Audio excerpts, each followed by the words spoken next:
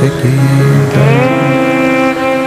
श्री गोसाई जी परम दयाल की जय। श्याम सुंदर श्री महारानी की जय। काशी विश्वनाथ भगवान की जय। गौरा महारानी की जय। श्री गणेश जी महाराज की जय। सरस्वती मात की जय। गणपति सरकार की जय। वैद्यनाथ बाबा की जय।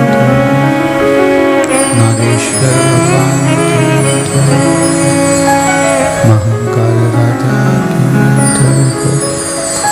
कुबेरेश्वर महादेव की जय। संत सद्गुरुदेव गौ माता की जय। चिंता संतान हंतारो यद्वदानो ऋणदास्यनंतनीतचार्यनं प्रणमामि मुहुर्मुहुः। यदमुतो जन्तु वासवदुःखातिगो भवेत्तमं सर्वदा वन्दे श्रीमद्वल्लभनन्दनम्। अज्ञानतिमिरागास्य ज्ञानजयशलाकया चक्षुरुन्मीलितेन तस्मै श्रीगुरवे नमः। नमामि शेषगिरिराजगदीशेन लक्ष्मीसहस्राङ्गी सदमनं कलानिधि। चतुर्विश्वतिविस्तव शरीरायते पंचदायते नमः। भोले विश्वनाथ भगवान की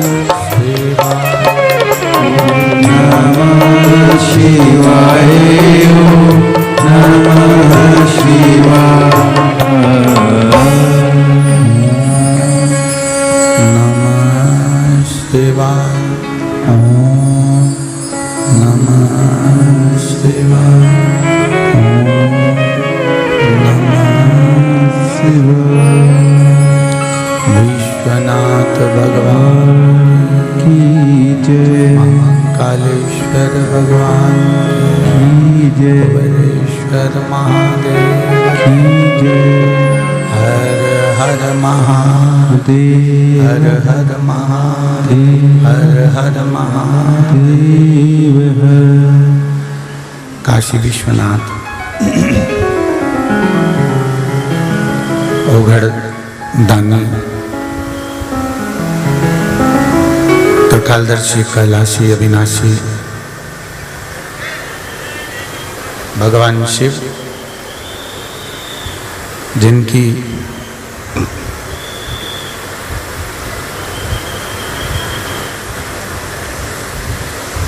पुनीत पावन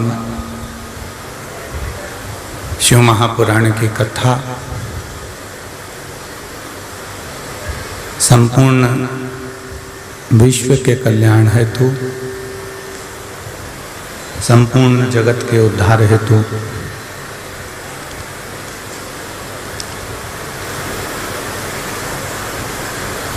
श्रवण करने का सौभाग्य बाबा देवाधिदेव महादेव की कृपा से आप और हमको प्राप्त हुआ है। भगवान देवाधिदेव महादेव, भगवान शिव, जो संपूर्ण विश्व का कल्याण करने वाले हैं, संपूर्ण जगत का उद्धार करने वाले हैं। हिंगोली नगर के इस पावन मंडी प्रांगण में भगवान शिव की कृपा से ही, बाबा देवाधिदेव महादेव की दया से ही ये पावन शिव कथा श्रवण करने को मिल रही है।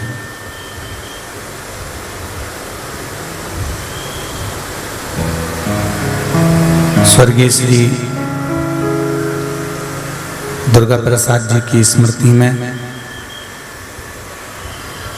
श्री निकुंज जी, विपुल जी, रितेश जी एवं गांजापुर वालों का परिवार हिंगोली महाराष्ट्र से कथा के मुख्य यजमान का पद ग्रहण करे हैं और भगवान देवाधिदेव महादेव की ये पावन कथा को आयोजित किए हैं।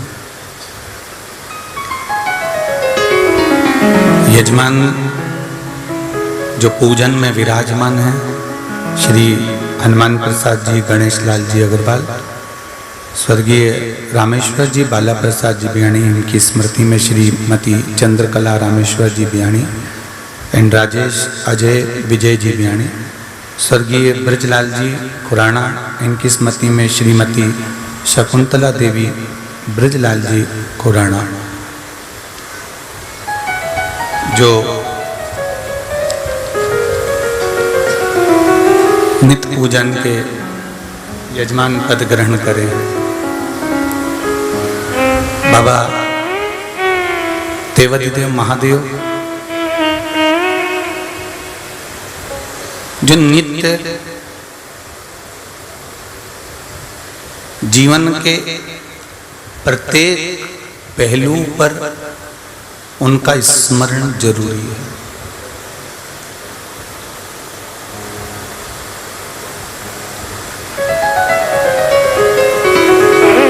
ऐसी कोई घड़ी, ऐसा कोई पल, ऐसा कोई समय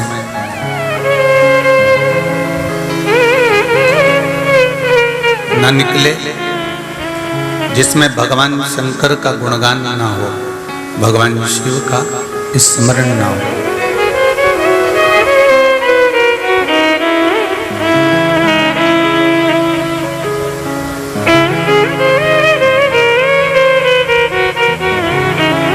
जैसे वो LIC वाले होते हैं, जीवन बीमा निगम वाले होते हैं, बीमा करने वाले होते हैं, वो कहते हैं जीवन के साथ भी और जीवन के जम के तो बोलो बाद भी।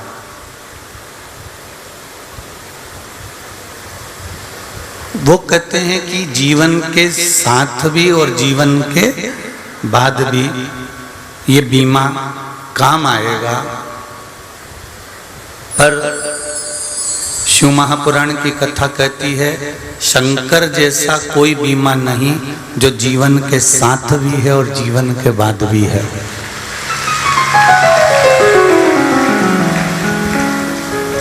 शिव महापुराण जैसा कोई बीमा नहीं है, शंकर के स्मरण जैसा कोई बीमा नहीं है, शिव की भक्ति जैसा कोई बीमा नहीं है। जो माता के गर्भ में पड़े रहने के बाद भी मरने के बाद परिवार के लोग तुम्हें शमशान में छोड़कर जाएंगे, आग लगा देंगे, लकड़ी पर सुला देंगे और जीव आग लगाकर परिवार वाले कुटुंब वाले सब चले जाएंगे।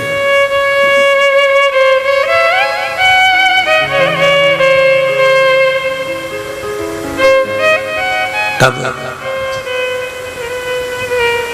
कोई दूसरा साथ देने वाला नहीं रहेगा।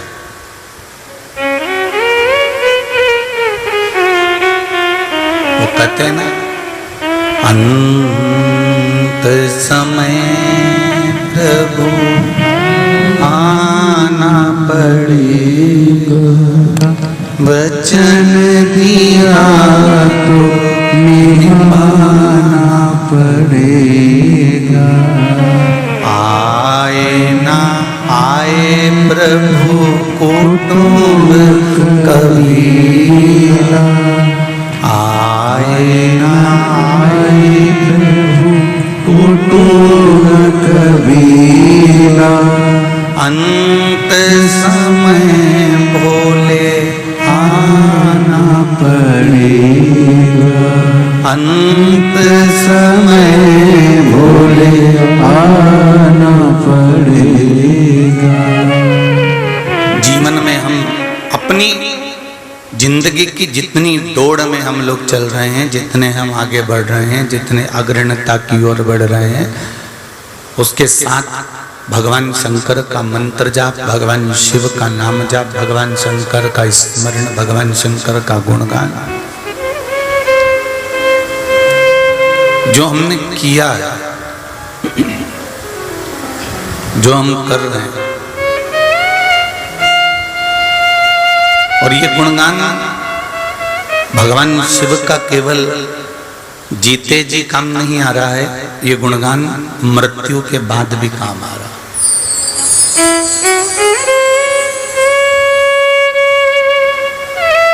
बस एक चीज अपनी जिंदगी में याद रखो,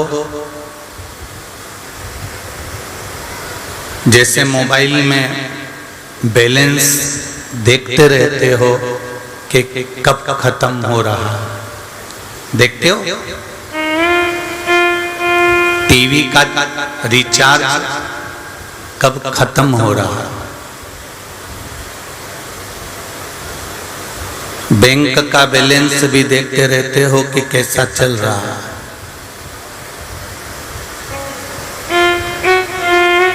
और समझदार व्यक्ति होगा तो हफ्ते में कम से कम एक बार अपने बैंक का बैलेंस देखते रहना चाहिए। आजकल इतना फ्रॉड चल रहा है कि कोई आपका कोई नंबर ले ले और आपके पैसे निकाल ले। तो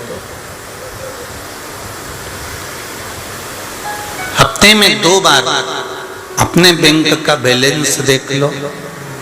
जैसे मोबाइल का बैलेंस देखते हो, अभी तो मेरे पास में इतने का रिचार्ज है, 3 महीने अभी तक चलेगा। और मालूम पड़े 3 महीने बाद जब वो चलना बंद हो जाए, रिचार्ज खत्म हो जाए, तो फिर क्या होता है? तुम्हारा फोन लगता है? जम के तो बोलो नहीं। फोन जाएगा नहीं, पर फोन जम के बोलो जरा, आएगा। जाएगा नहीं, आएगा। उसी तरह बैलेंस अगर देख लेते तो तुम्हारा भी फोन जाते रहता। जैसे बैंक का बैलेंस देखते हो, मोबाइल का बैलेंस देखते हो, टीवी का बैलेंस देखते हो, परिवार का बैलेंस देखते हो, उसी तरह शिव महापुराण की कथा कहती है कि भगवान के भजन का भी बैलेंस देखते रहना कि कहीं ये खत्म तो नहीं हो गया। अगर भजन का बैलेंस खत्म हो जाएगा, जैसे मोबाइल का बैलेंस खत्म हो गया, तो तुम्हारा फोन जाएगा नहीं, उधर का फोन बोलो बोलो जम के बोलो आएगा। उसी तरह जब हमारे भजन का बैलेंस खत्म हो जाता है तो फिर उधर से फोन आता है, इधर से नहीं जाता, फिर उधर से आता है। और उधर का फोन बड़ा विचित्र आता है, साहब गाड़ी से गए, एक्सीडेंट हो गया, भगवान मैंने क्या बिगाड़ दिया था। भगवान बोल रहे थे बहुत दिन से बैंक में तो बैलेंस देखने नहीं आई थी, इसलिए मैंने तुझको बुलाया। थोड़ा सा दुख आया, थोड़ी सी तकलीफ आई, थोड़ा सा कष्ट आया, थोड़ा सा रोग आया, थोड़ी सी बीमारी आई, और हमने फिर अपना बैलेंस देखना प्रारंभ करा। तो भगवान बोले कि मेरा फोन आया, तब तुझे मालूम पड़ा कि मेरा फोन क्यों पहुंचा, क्योंकि तेरा बैलेंस खत्म हो गया था। इसलिए वहां से फोन कर कर कर वो बाई रोज बोल रही थी कि आपका रिचार्ज समाप्त हो गया, आपका रिचार्ज समाप्त हो गया, अपने इस रिचार्ज को और डलवा लो तो आप अपनी सुविधा से जिंदगी जी सकते हो, अपना कॉल कर सकते हो, मोबाइल लगा सकते हो, अपने फोन का सदुपयोग कर सकते हो। बेचारी रोज दिन भर में 3 बार बोलती थी कि अपना रिचार्ज पूरा करवाओ, तुम्हारा रिचार्ज अधूरा है, इसलिए तुम्हारा फोन पूरा नहीं जा रहा। उसी तरह शिव महापुराण की कथा कहती है, ये शिव की कथा भी यही बताने के लिए आती है। 7 दिन की कथा यदि आपके गांव में हो रही है, 7 दिन की कथा आपके नगर में हो रही है, 7 दिन की कथा अगर आप मोबाइल पर सुन रहे हो, फेसबुक यूट्यूब पर सुन रहे हो, आस्था चैनल पर सुन रहे हो, 7 दिन की कथा को आप इस मंडी प्रांगण में हिंगोली के क्षेत्र में सुन रहे हो, तो शिव महापुराण की कथा ये आपको बताने के लिए आई है कि अपना रिचार्ज पूरा करा कर रखना, नहीं तो मालूम पड़े बंद हो गया तो फिर लग नहीं पाएगा। इस रिचार्ज को पूरा कराते रहो, इसका उपयोग करते रहो, हर दिन, हर पल, हर घड़ी।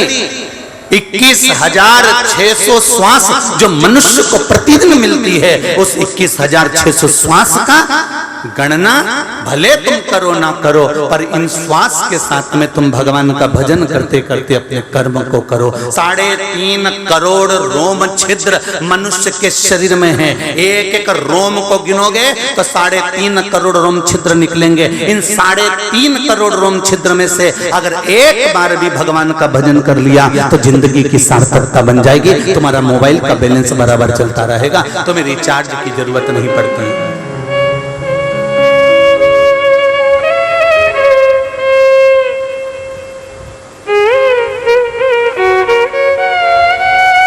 जिसका मोबाइल चार्ज रहता है, रिचार्ज रहता है, उसको दूसरे के मोबाइल की जरूरत, बोलो जम के बोलो जरा, नहीं पड़ती। और बैंक में से निकालेगी, अभी रुक मैं 2 मिनट में लगाता हूँ, अब भी लगाया और फोन लगाया और बात करता। श्रीमद् भागवत कथा किस किसने सुनी है? हाथ उठाओ जरा, सबने सुनी है? भागवत जी सुनने के बाद आप लोगों ने एक स्मरण किया कि ब्रज में इतनी सारी गोपियां रहती थी, ब्रजमंडल में इतनी ग्वालन रहती थी, ब्रजमंडल में इतनी गोपियां रहती थी, और इतनी सारी गोपियों को छोड़कर भगवान कुछ गोपियों के घर पर जाते थे, मक्खन की मटकी तोड़कर माखन चुरा कर लाते थे। कभी आपने विचार करा कि इतनी सारी गोपी होने के बाद भी भगवान की कुछ ही गोपियों के घर क्यों जाते हैं, थोड़ी गोपियों के घर क्यों जाते हैं? जब भगवान वहीं की वहीं रहते हैं, भगवान यहीं की यहीं रह रहे हैं, ब्रजमंडल में रह रहे हैं, तो सारी गोपियों के घर जाना चाहिए। फिर इनके यहाँ चले गए, उनके यहाँ चले गए, उनके यहाँ चले गए, बात बाकी के सबको छोड़ दिया। उसका कारण क्या है? भगवान ये देखता है कि कौन मुझे विश्वास से, कौन मुझे भरोसे से, कौन मुझे दृढ़ता से, कौन मुझे दिल से पुकार रहा है। भगवान सबके घर नहीं जाता, भगवान उसी के घर जाता है जो दिल से माखन की मटकी को टांग देता है, हृदय से बुलाने का प्रयास करता है। इतनी बड़ी हिंगोली में कितने लोग रहते होंगे, कितने लोग निवास करते होंगे, पर क्या सब शिव महापुराण में जा सकते हैं? बोलो तो सही, नहीं जा सकते। क्या सभी लोग नागेश्वर जा सकते हैं? नहीं। सभी लोग परली बैजनाथ जा सकते हैं? नहीं। जिसको भगवान बुलाएगा और भगवान ने विचार कर लिया कि ये मेरा हो गया और मैं इसका हो गया, इसलिए इसके घर जाना है और इसको मुझे बुलाना है, बस उसी को आमंत्रित करता है।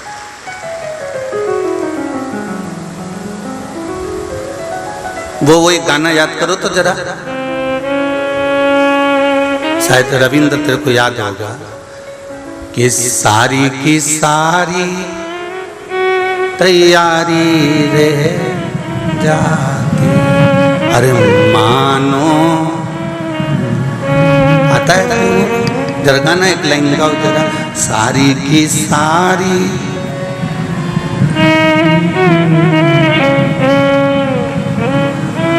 भगवान बहुत कृपा करे हिंगोली वालों पे, कम से कम नजर उतर वाले ना, गाना तो याद है यही, सारी की सारी तैयारी रह जाती, मानो हमारा एहसान कि दूल्हे ने, बस यही है। मृत्यु लोक में आए, माता के गर्भ से जन्म लिया, ऐसा कोई संसार में नहीं जन्मा जो माता के गर्भ से ना जन्मा हो, सबने माता के गर्भ से जन्म लिया, पर भगवान ने किसी किसी के ऊपर कृपा करी। तैयारी तो सबने करके रखी थी, तैयारी सबकी थी। जितने लोग हिंगोली में रहते हैं, रोज टीवी पे कथा सुनते थे, रोज विचार करते थे एक बार महाराज हिंगोली आ जाए, एक बार कथा हो जाए, एक बार कथा सुनने जाना है, सबकी तैयारी थी। पर भगवान भी तो चुनता है कि किसके माध्यम से कराना है, किसको पकड़ना है, किस गोपी के घर में भगवान कृष्ण को जाना है। भगवान भी देख कर रखता है, वो भी लगा कर लगता है कि मेरे को किसकी यहाँ जाना है, किसकी यहाँ पहुंचना।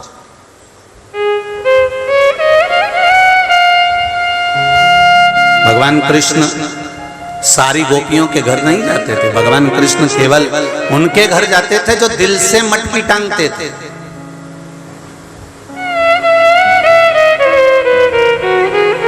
एक गोपी का सुंदर भाव देखिए, एक गोपी दूसरी गोपी से कह रही है, सुन दही बेचन मथुरा जाऊं रे, ध्यान रखियो गुजरिया।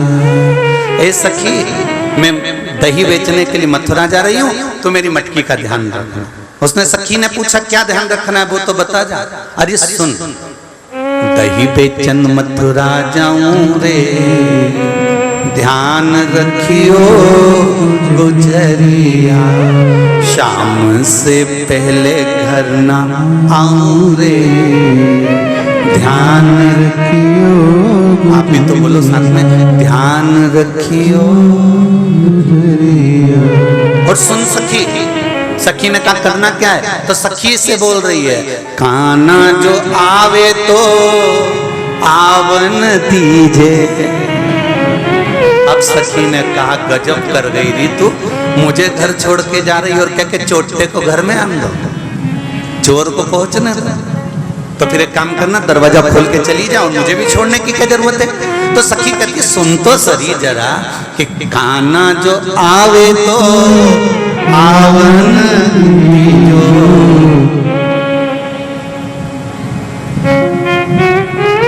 शंभो शंभो शंभो शंभो शंभो शंभो। घबराओ नहीं, बाबा होगा, कार्यकर्ता थोड़ा ध्यान दे पीछे जाकर।